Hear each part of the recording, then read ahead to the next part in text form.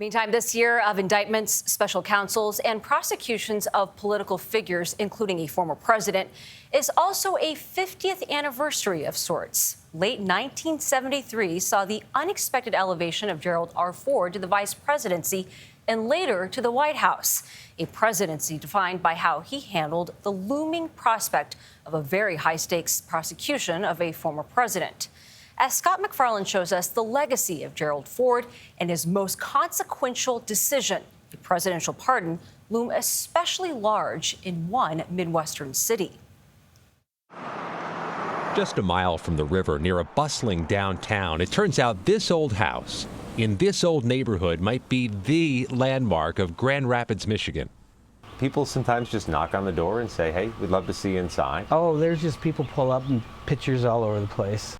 A labor of love for Rob Kent and Tim England, who bought it 30 years ago and say they're not just the owners, but caretakers too.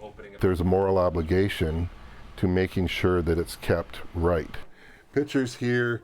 The house is historic because of the man who grew up here a century ago, America's 38th president. I have learned already in this office that the difficult decisions always come to this desk. Gerald R. Ford remains especially meaningful here, with his name plastered all around town.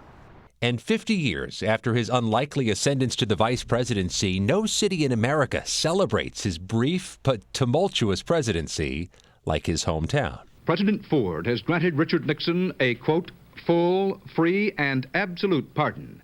A presidency perhaps best remembered for one of the most controversial decisions in American history, Ford's pardon of his predecessor, Richard Nixon, who after Watergate and his resignation from the presidency faced the prospect of criminal indictment.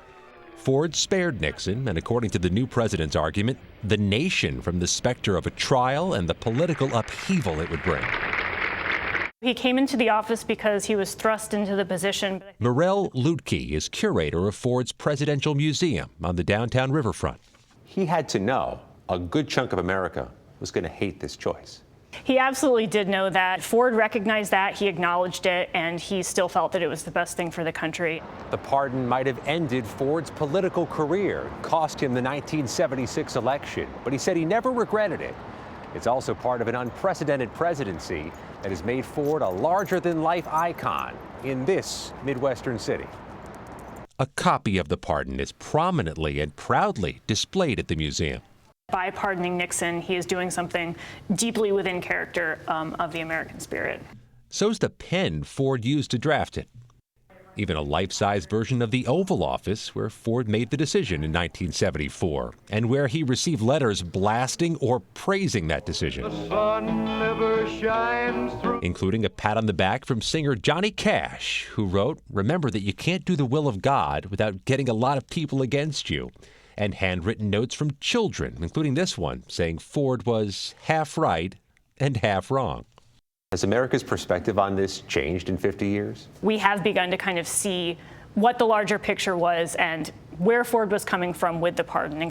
In this politically purple area of a purple state, Stephen Ford maintains his dad captures the political and personal moderation that's common here. When I look back on Dad's legacy of his very short presidency, same amount of days almost as John F. Kennedy, it's about healing. It's about healing the nation after Watergate, after the Vietnam War.